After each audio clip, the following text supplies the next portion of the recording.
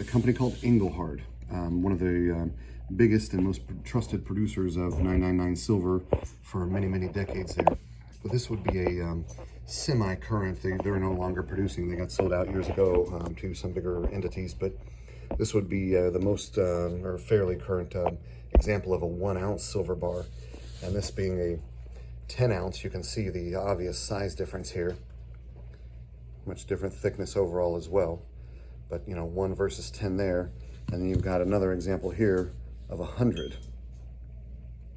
And again, you can see the relative thickness there, how that would stack up. This is an interesting example here. This is an older Engelhard, what they call a loaf style bar. Just kind of the old industrial look.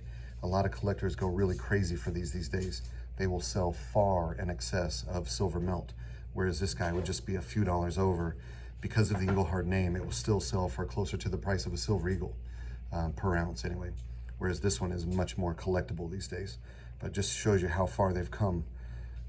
Just to give you an idea of the minting and the technology, the mirror finish, satin on the device. These guys are literally stretched through an opening that's this size and cut off and adjusted for weight. You can see some file marks and things around the edges here where they clean it up and whatnot. There's a good example of the file marks there. But most of the time you do not want to see file marks in the edge of your bar, but on this case, this is pretty normal, kind of standard for the issue. Neat stuff.